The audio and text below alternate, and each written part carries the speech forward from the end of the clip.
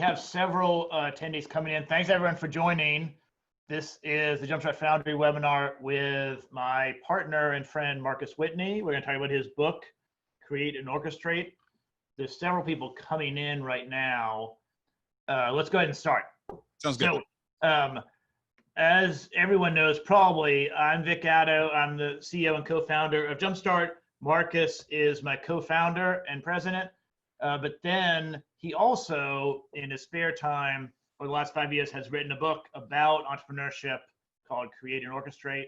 Marcus, thanks for doing this with me. Appreciate it. Hey, man. Thanks for having me. So I want to jump in. So, 5 years ago at lunch, we were kind of just getting going on Jumpstart, and I was sort of struggling to keep up with work-life balance, which I've never been good at. And you decided to get into this, and we talked about why kind of at lunch. And so I think it's an interesting place to start with that, which is the American dream that like our parents taught us, or that we grew up with, which I'll just summarize as work hard, go to college, get a degree, get a career, and you'll have a good life. You'll be able to provide for your kids. You'll have the American dream, buy a home, all that stuff. That either is not working at all, or it needs to be upgraded significantly. And yet it hasn't been replaced with anything. And so you talked to me about this calling, or this idea that entrepreneurship could be a path. But just talk about how you came to that, and then why this book is maybe a roadmap or a recipe for folks about that.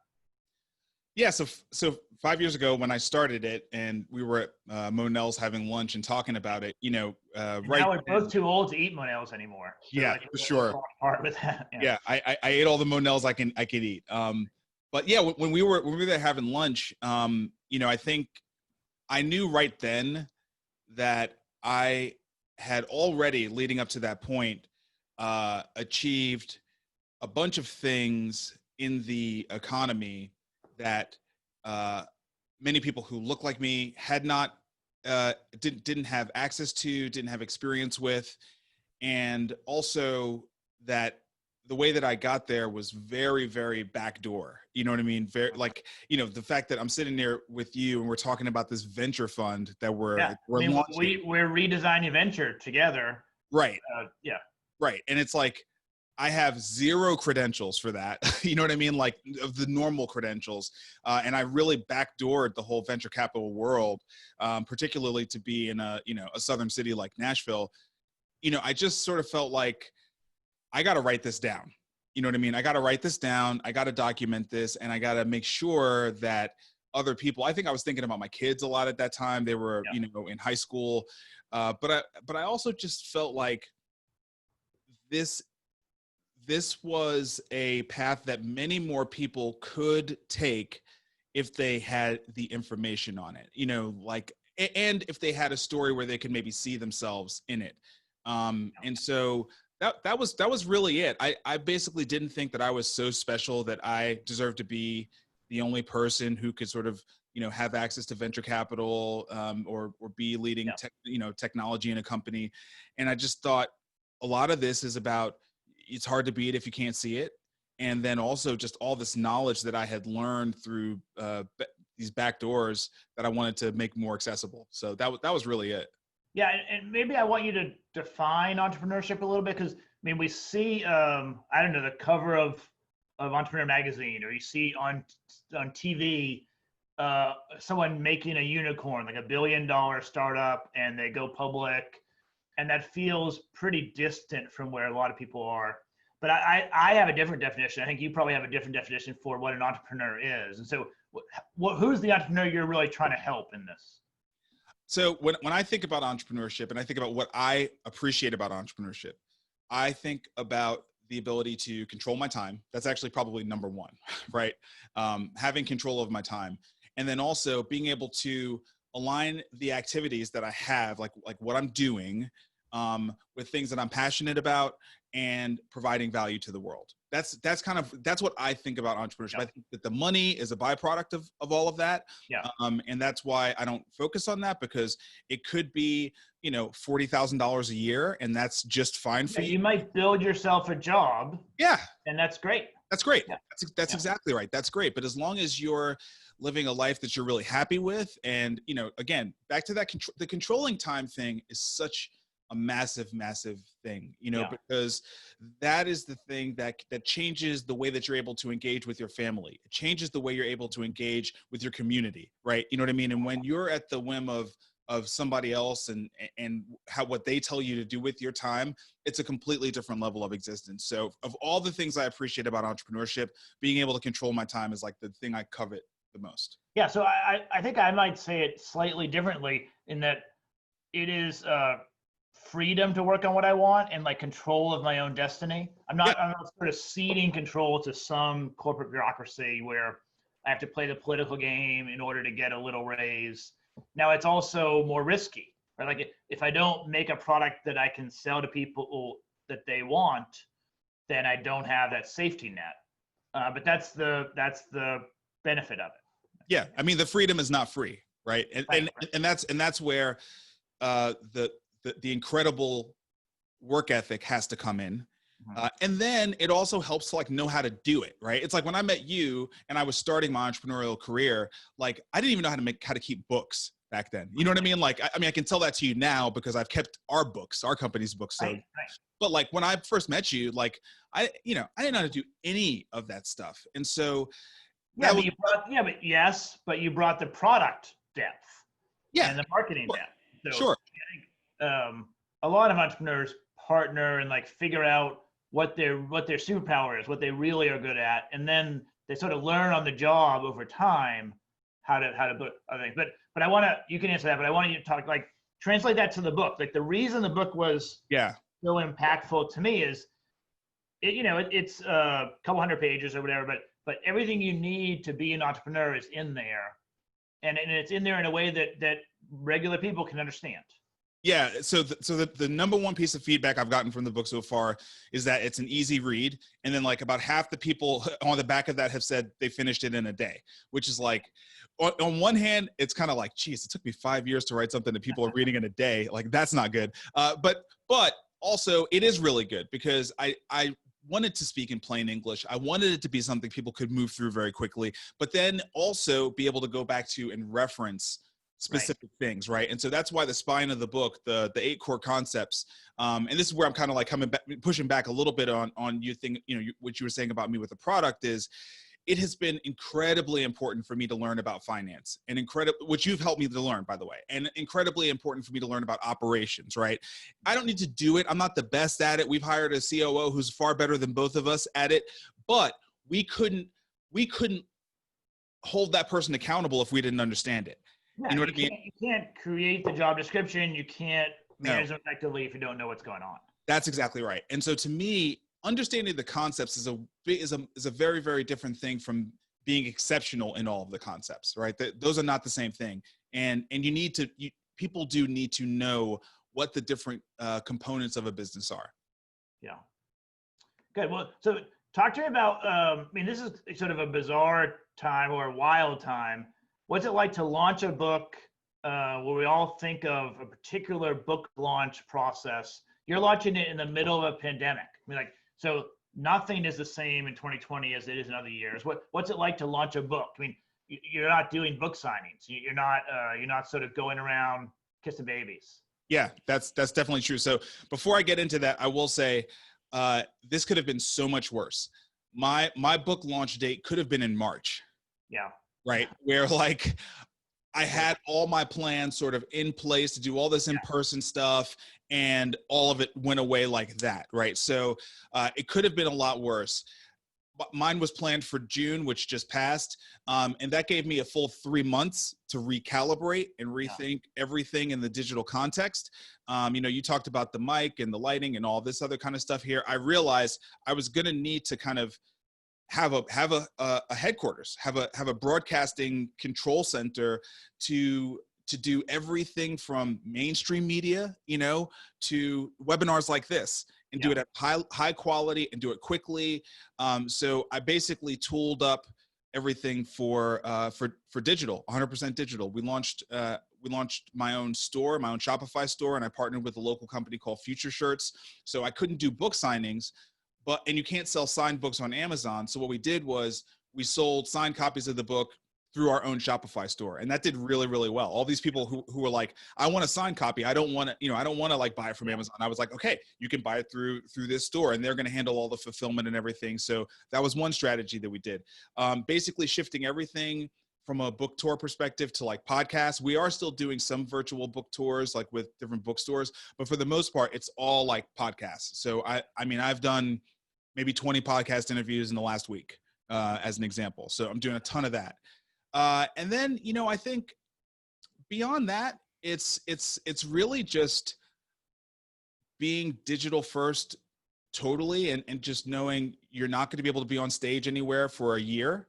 So, okay, maybe instead of being on stage, you're doing virtual speaking things, you know what I mean? So I haven't really dialed that in yet, but I am thinking a lot about how to package up a virtual speaking package, where it's, some bulk books and a virtual speaking thing. The bottom line is like, and I've believed this for a long time. More and more and more, the internet is becoming the real world, right? And all this did was just accelerate that. So it's like, for now, there is no real world outside of the internet, right? Everything is for a while, was Fortnite concerts were like a cool thing that you would test out for fun, and now it's the only concert you can go to. That's right. That's like exactly. All of a sudden, like it turned into like the only thing out there. Yeah, that's exactly right. So you and I have been on this path of creating content, for the last year and a half. You've got the Health Storm, I've got, Marcus Whitney's Audio University, sort of all that stuff. And when this pandemic hit, and I realized, oh my gosh, I'm not going to be able to really launch the book remotely. The very first investment that I made was bringing some of the studio stuff that we had home, setting it up. I bought a couple of different things. I bought this really nice camera that makes me look, a lot clearer. And Vic, I've just been every weekday, I'm online. You know what I mean? I'm either doing my live show, or I'm on somebody else's show, or, I'm on Instagram and doing all that stuff. It's just a complete internet first digital, attack. And it's, it's gone really well. I mean, had we launched in March, this would have been a disaster, but we launched in June. We were able to get an Amazon bestseller, which was great in the categories we cared about. Entrepreneurship is a hard category to get that in. So, we just adjusted. Yeah. So I'm interested to hear, you had an advantage a little bit because you had already done a bunch of content. You're a public speaker already, and you were doing live, keynote speeches. And then you had an online content brand and platform before COVID hit. And so you had done that some, versus another author or another entrepreneur maybe would have struggled or had to come up to speed more. But I think part of being an entrepreneur and part of writing about entrepreneurship is kind of always working with what's going on in the ecosystem and what's happening out there. So you have to like pivot and change all the time. Sometimes a new competitor comes in, sometimes a new technology, sometimes a global pandemic, just, different things are popping up. Yeah, I definitely, one of the traits that I think you and I have both gotten good at over the years is getting to acceptance quickly. Yeah. You know what I mean? Like, I remember when this thing first hit, you went on spring break, and when you came back, it was like, okay, Vic, sit down, start pulling out this data, and we got to refigure out everything we're doing, everything, and that's what we did. And we've had other, we haven't had pandemics that forced the same thing, but we've had other, market crises that hit us, or operating crises, or like HR issues or whatever. You have to get to acceptance so you can get to action. If you're in denial, you're paralyzed. You don't act, right? Yeah. I mean, I think that is probably a necessary trait of being an entrepreneur is kind of a bias towards action. You can process what's needed for a couple hours, but then you have to go. And it's not going to be perfect, right? Like neither one of us expect the decisions to be perfect always, but they're pretty good, right? You have 60, 70% of the data, and you make the best decision you can.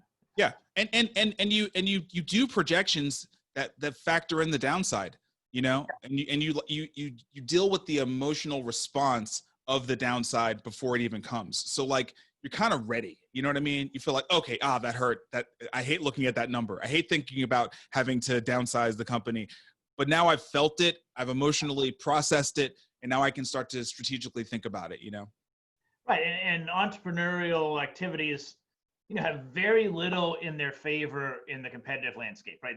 They have less brand, they have smaller balance sheets that no one knows of them. The product suite is smaller. The team is usually smaller and underpaid. But what they can win on is that sort of bias towards action and sort of understanding the downside and like being not scared of it, like just kind of running into the abyss. That's right. Where like the big corporate thing that have all these assets, they are usually slow and methodical and pretty scared of any kind of loss. And so they just hesitate too long. Yeah, that's why a lot of value shifts in moments like this. Right. So talk to me about the book. I agree. I'm not fast enough to read it in one day, but I read it in like 3 days. It's a great read, and it sort of sucks you into your personal story while giving you the tools. But then you get to a chapter like on the venture capital business that's more like a business school chapter or like a finance chapter, textbook almost. Why did you think it was important to put that in there, kind of in the middle-ish of an engaging story? Yeah, the venture capital stuff, it was personal because I was in a venture-backed company, and I didn't really understand venture. Yeah, no one does. But by the end, I did. By the end, I understood it. But in the beginning and even the middle, I didn't understand it. And I'm out raising money, and I don't understand it. And that lack of understanding put me at a significant disadvantage. And the thing that really made me most upset about it is that I'm not a dumb person, right? And so I didn't get it because somebody didn't want me to get it. Yeah. Right. Like it's designed to be a game to keep other people out of it through terminology and closed networks and just different ways of positioning and saying things than what the normal world uses. And so I just felt like this was one of the key obligations I had as someone who finally was able to crack the code on this thing and just realize, oh my God, this is not even that big of a deal. I would have conversations with really, really smart people who would have misconceptions that, they would call like the general partner or the GP, Mr. Moneybags, not understanding like that. Really, a lot of times, you and I both are VCs now. Right. It's not our money. No. I am a fiduciary of this money, but I don't get to spend it. Right. Exactly. And those misunderstandings actually have really big implications for people who are trying to engage with venture capital. One of the biggest ones is they don't necessarily engage with the general partner correctly because they don't understand what the general partner is doing. They understand the general partner is managing someone else's money and their ass is on the line. Like, you know what I mean? And they have already agreed to a certain approach within which they're going to invest the money. Right. That's written down somewhere, and the investors are going to hold them to that. So even if they love the story, they're going to be in trouble if they don't follow that thing they already wrote down. Exactly. And how many founders don't know that? Think about how many founders we talk to all the time. They think somehow we're judging them on a clean slate, and we're not. It's so often it's not about them. It's about what stage they're in, what kind of business they're doing, where they're located, what their team makeup is. Like, do they check the boxes that fit what we said we were going to do with our limited partners, right? And if it doesn't check those boxes, they could be the best company in the world. And sometimes we'll lose. Like, we'll be like, damn, wish we could do this deal. But if we do it, then we have to start doing all these other deals that don't fit our investment, thesis, and we have no credibility. So to me, a lot of it was about just clarifying that for people so they can engage better with venture capital, so they don't think about it as this big mystical thing, so they don't think general partners actually, sometimes they do, But most times, if you engage with a general partner at a fund, they're not investing their money. They're doing it on behalf of somebody else. They're like a banker. They're like a unofficial banker. So yeah, I think that was it was just. I think that makes sense to me. It's almost like the Wizard of Oz curtain, right? You have these VCs behind the curtain, and there's lots of smoke and lights and things, but sometimes it's helpful for entrepreneurs to like just see the transparent what's going on behind the scenes. Yeah, and to know, like, in the term sheet, there's only like a couple things you really got to know, but you really got to know those things. You know what I mean? Like, you really got to know those things. You got to know the liquidation preferences. Right. You got to know that. You got to understand that, because if you don't understand that, what you think is going to happen at the end is not what's going to happen at the end. Right. Yeah.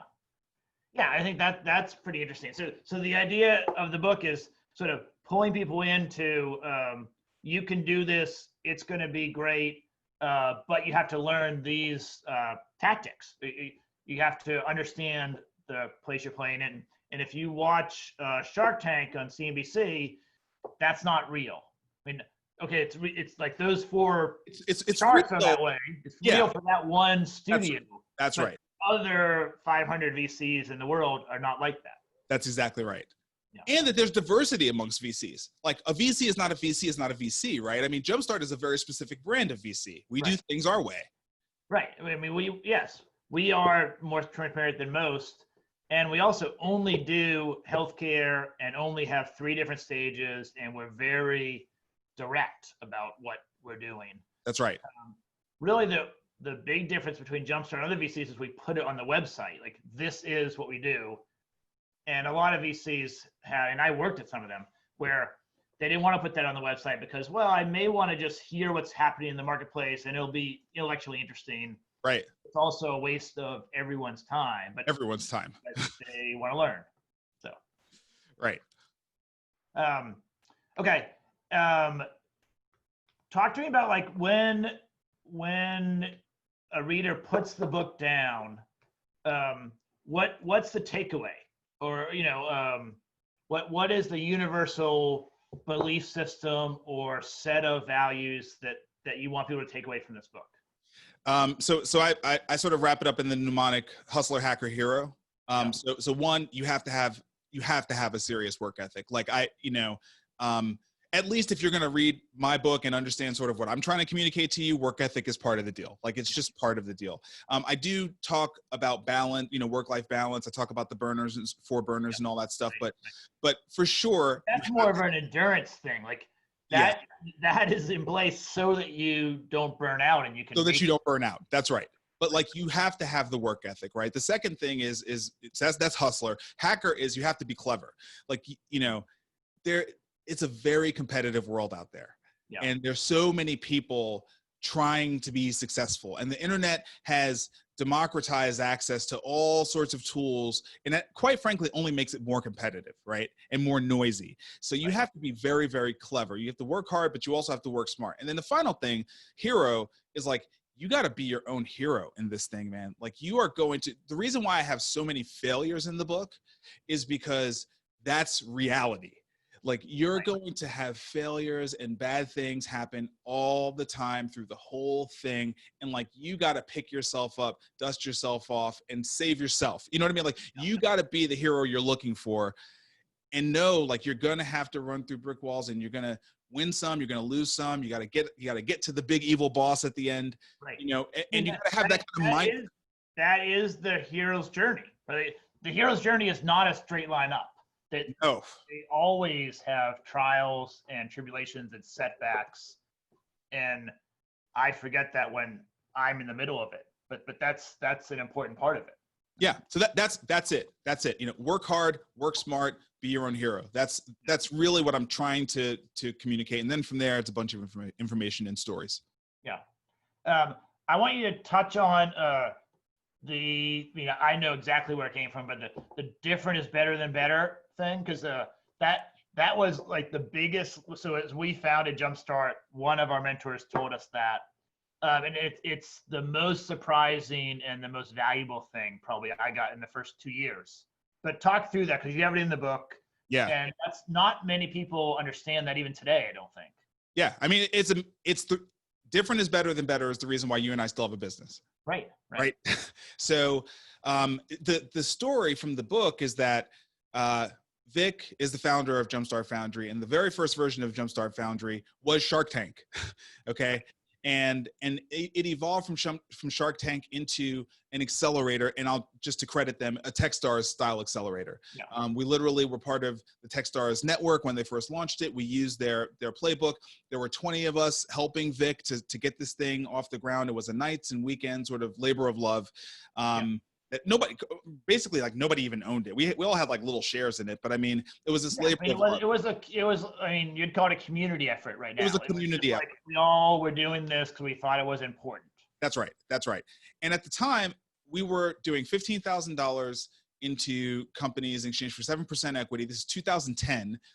And we were getting deal flow from around the world. Okay. Like we're bringing in companies from Europe, it was like incredible. Right. And it's because we were one of the first 100 accelerators, period. We were the first one in the Southeast United States. So we were different, and we were able to get this incredible deal flow as a result of that.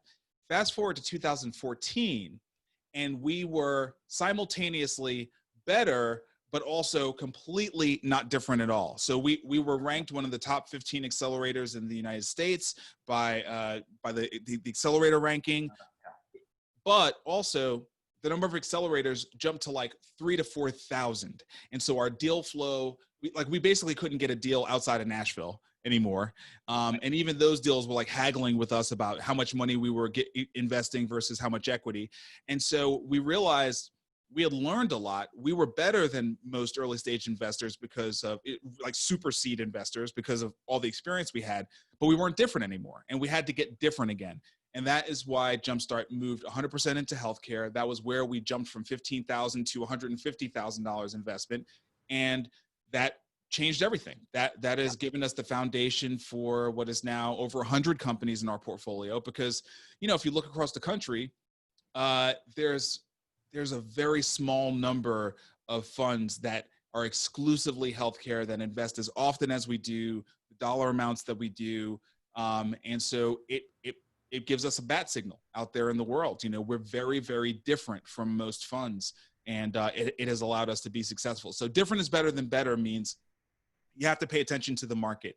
You can't be so wrapped up in how good you think you are that if you're in a saturated market, you don't understand that makes it much more difficult. If you're in a saturated market, it's harder. You got to move to a market where you can stand out more in some way, shape, or form. Yeah, and I think the bat signal is the right analogy, right? So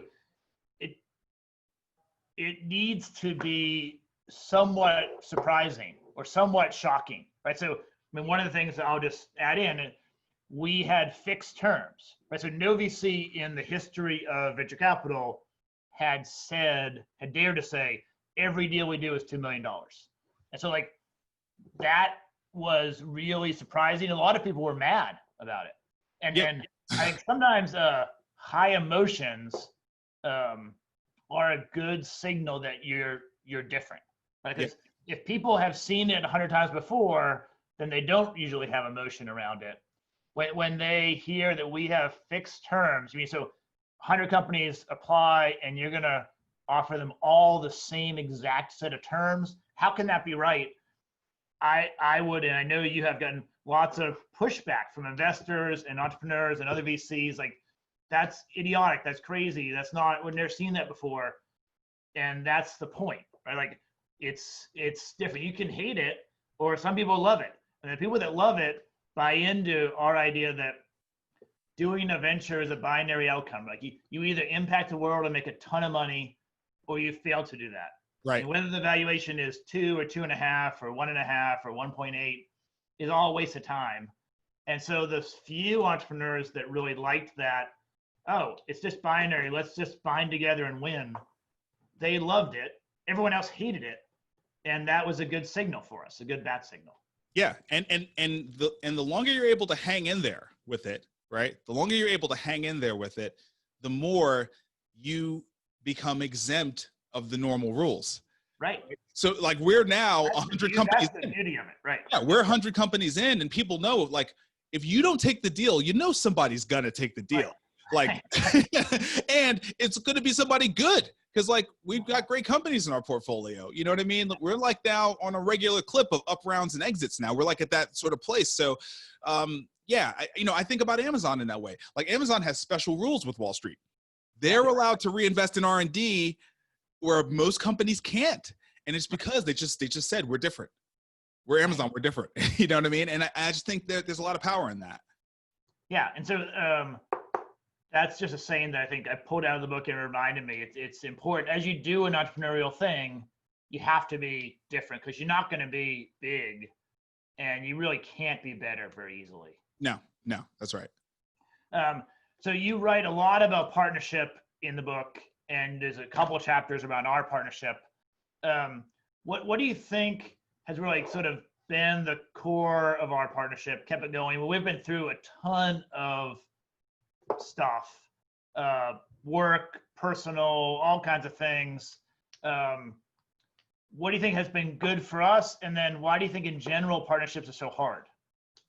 Yeah, so I think we were really, really lucky to have a try before you buy kind of period.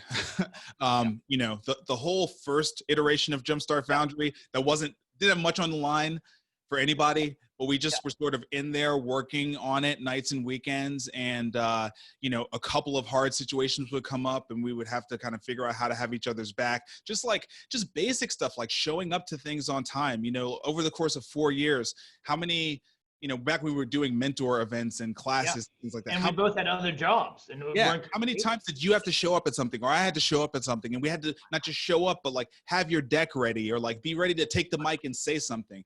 Like all those times that we kept showing up and doing that, it just builds this like this sense of reliability, mutual reliability, that when we did go all in, like I just didn't worry about that stuff. In fact, more what I worried about was me showing up. You know what I mean? I worried about me holding up my end of the bargain as opposed to like being worried about what you were going to do. So the fact that we had some working experience together where the stakes weren't as high was a huge advantage for us. I don't know that everybody can engineer that, but I think we've benefited from that, you know, greatly. Well, whether you can do it perfectly or imperfectly, you have to try to get some time and grade where you get to know the person.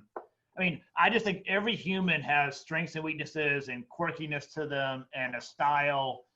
And you learned about my style, and I learned about your style, and we realized that this can work. We have complementary pieces together before we like quit our jobs and told our wives we're going to do this. And if you don't have that experience together, then when the quirkiness comes up, or like I'm bad at detail, and you understand that because for a long time you've watched me suffer with details.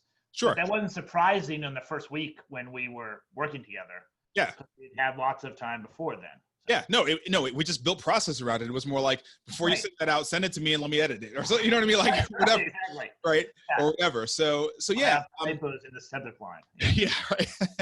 Yeah, I mean, I think that was a big thing. I also think I put this in there because I think this was a huge hack for us that still matters, but not as much as it mattered in the very beginning. The partner dates part, where like I was like, because I always would see different. So I used to watch Will Weaver and Clint Smith, who were the co-founders at Emma, right? There was this thing they used to do where like we'd all be because we were all working in a house. We always like worked in a house before they went into a big office and everything like that. We worked. Yeah, they did shared workspace before. That was cool. Oh yeah, we were all in one big space. But there would be like these moments where we'd all be sitting there, and like, you know, because they were texting or whatever they were doing, chatting each other, and they'd both stand up and just go for a walk.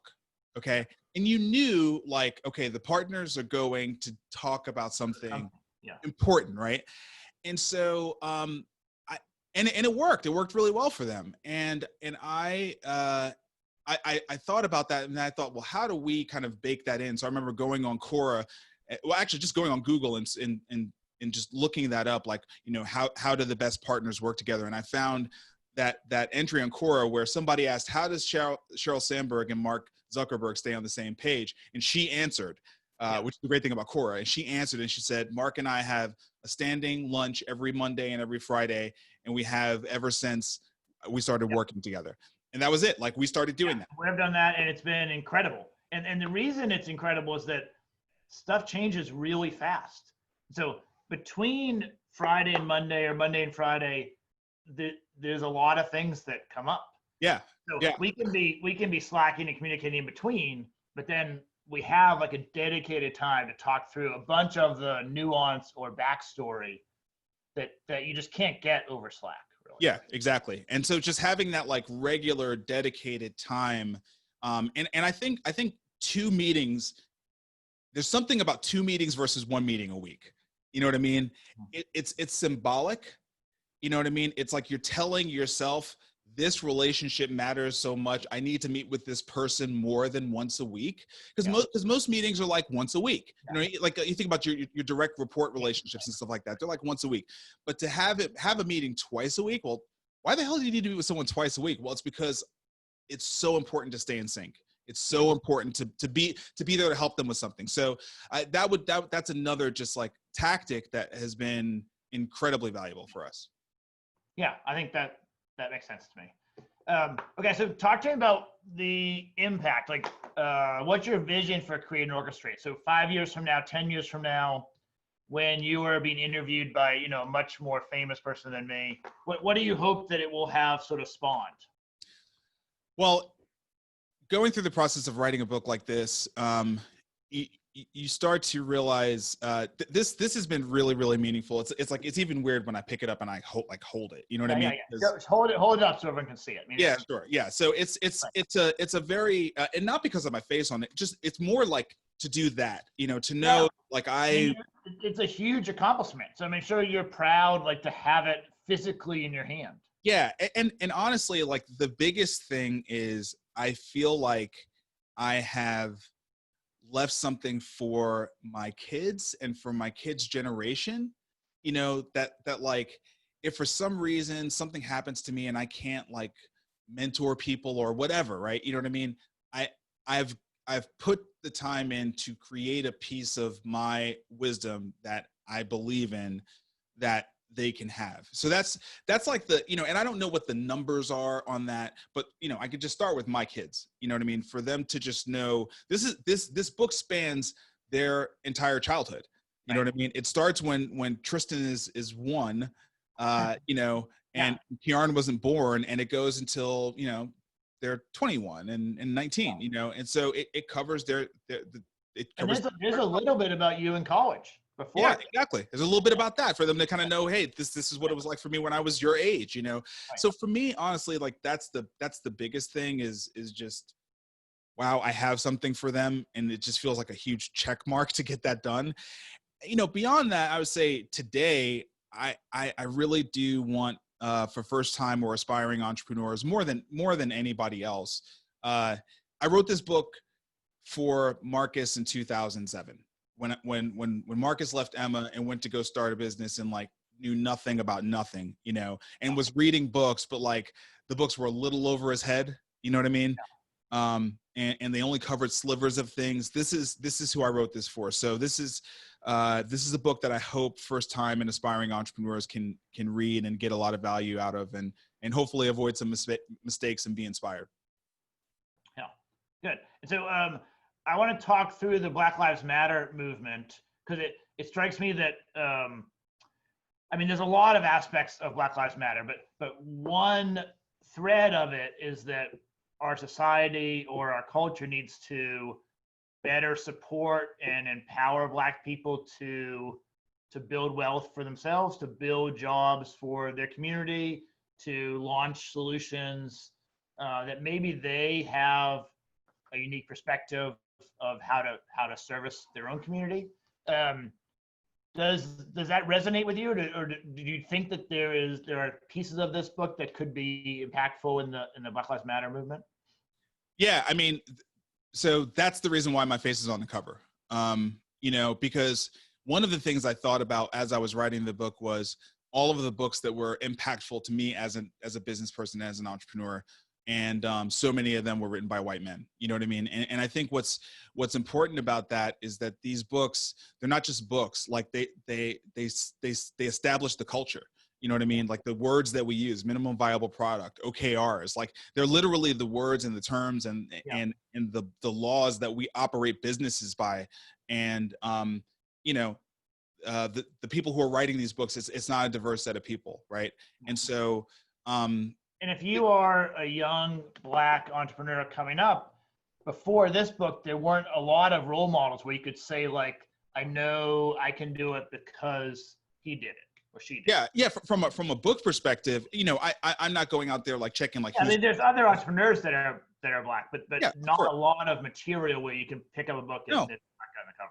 No. I mean, look, there's not. I mean, I have asked around. I've asked my friends who are Black tech entrepreneurs. You know, earlier this year, Arlen Hamilton, Black VC on the West Coast, Backstage Capital. She wrote a book. It's about damn time. So she and I are publishing books like within months of each other, and that's really cool. You know what I mean? And I think and I just want to see more of that. Like I'm not trying to be like the only. I want to be one of many. At the end of the day, I think more is better. Diverse is better. And yeah, obviously, man. For me, I just. Kimberly Jones, how can we win? The end of her video is, we want equality, not revenge, right? You know what I mean? Like we're just asking for like you to look at how many, Black people are in America, and then look at all the categories that define quality of life and all the things that make up the American dream, and then look at like how we fit into that, and tell us if you think that is the way that it should be, and like and tell us like do you think that that's just meritocracy? That we represent such a small percentage of that, or do you think that there might be some systems that that we've all bought into and we've all been complicit in that have held back certain groups of people? That's really what we're saying here. You know what I mean? It's just like let's just stop for a second. And it's the same thing you would do in a business, right? It's like Vic, like we run a business, and every once in a while stuff gets a little wonky, and we have to step back and like look at the business. Look at every 3 months or so. Right. Look at the systems. Are the systems really serving what we say we want this thing to be, or have they gotten out of whack? Have they gotten out of alignment? Are they somehow, are we complicit in continuing to work with these systems that no longer align with our values? Right. And then change the systems. Change the systems. There's no point in spending time like trying to blame people, Vic, you wrote this stupid law, or Marcus, why'd you make us buy this piece of software? It's just fruitless. That's not what we're doing. What we're doing is we're saying we got to make the system align with our values and our goals and in our dreams and what we say we want this thing to be, Yeah. So, we say we want the American experience and the American dream to be this. Yes. And we have built infrastructure and systems that doesn't allow that to happen. Right. And that needs to change. And I think white people like myself, I think we have trouble sort of owning that our ancestors have caused these problems, and then we have been ignorant to these problems. And so it's almost scary to step into a conversation with you or with anyone of color, because I know that I'm ignorant of these issues, and I know there's lots of problems, and I don't know what to do to fix it. And I think what you're saying and what the Black Lives Matter movement is saying is you just have to start and like learn, and let's begin to make it better. But let's not ignore it. Like we can't, it's bad to ignore it, period. And so maybe it's uncomfortable for me to say that the entrepreneurial systems and the venture systems are inherently racist, right? Like there are all these white old guys, and there's very few people of color, and we all went to the same business schools and have the same lingo. And if you don't have that secret handshake, it's really hard to break in. It's not that you can't find an example to say it is possible, but it's really hard to break in. That is just true. And this book is sort of giving people a window into how that works. But I think it's also, I wanted to bring it up because I think it's part of the overall where the movement should go. Like, let's empower Black people to do for themselves, and let's help them be successful. Let's bring them healthcare. Let's, not better healthcare than other people, but let's try to bring them the same level of healthcare. Equality. Like what I hear you saying is the touchy, uncomfortable part is and this gets back to our talking about acceptance, right? Like when you're in denial, you can't act. When you get to acceptance, you can actually act, right? We have to accept that things aren't equal, and the thing is, they're demonstrably, empirically not equal.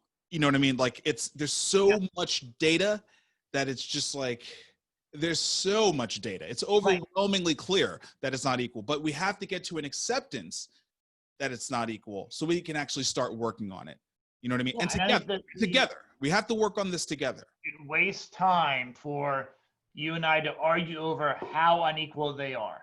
Like it doesn't matter. Like people will, and I mean, last weekend I was in a discussion with people like debating over, how the wealth inequality gap should be measured. And to me, it's a waste of time. Like it doesn't matter really. What we need to do is say like, it's not equal. And I'm not going to say it's my fault totally, but I will say that until this year, I have been kind of ignorant to it and not paid attention. And so, by not really making a difference, I've been complicit in it. But that is in the past. I can't change that. That's what right. I can say is like, it needs to be fixed now. So let's just work on fixing the problem. That's all Black people want. Like we don't. I mean, you guys deal with your guilt on your own time. Like we're dealing with real stuff here. We're dealing with poverty. We're dealing with really, really bad inequities in healthcare. Which are showing up in COVID-19. Again, demonstrably true. You can go to the CDC's website, or you can go to CMS's website to see the stats. It's very, very clear. And look, we just want resolution. We want equality. We want to be happy. We want high quality of life. We want our kids to be safe. We want, it's like we just want equality. That's it. Yeah. So like the systems are impeding that, and so let's try to fix that. And I think that's, when it boils down to everything, that's kind of what the Black Lives Matter movement is saying. Like, we can see these systems aren't working, whether it's police or schools or voting or healthcare, you could list all of them. And so let's try to fix that. Let's fix it. Yeah. Let's fix it. Let's fix it. Right. Okay. So I want you to talk about healthcare, because we do healthcare and we do investing. And so in the little bit of time left, and then people, text me questions if people have questions, or raise your hand, and I'll call on some questions. But talk about health equality and wealth equality. I mean, we're health VCs. It's like we live in this space. And what can we do there? What should we do there? Well, I mean, I've been thinking a lot about this. I wrote a post about 3 weeks ago around a lot of the systemic racism in the healthcare system. I looked up in an analytical way for the first time since I've been in the healthcare space. I always knew it anecdotally that there were not enough Black and brown faces in leadership positions, but man, wow, did it show up in a different way once I started like looking at it in an analysis framework. And I think that look, there's leadership, which is at the board and executive level. That's going to take a long time. A lot of these people are in positions that's going to take 5 or more years for them to move on. In many cases, they have succession plans already in place. So this is a multi-year, decade-plus long thing. There's talent development. That's going to take a long time. Lots of things you have to work on there. Clinical priorities, lots of work that has to be done there. I mean, I can't even like wrap my head around how much work has to be done around clinical priorities to improve the way that we care for Black and brown people in America.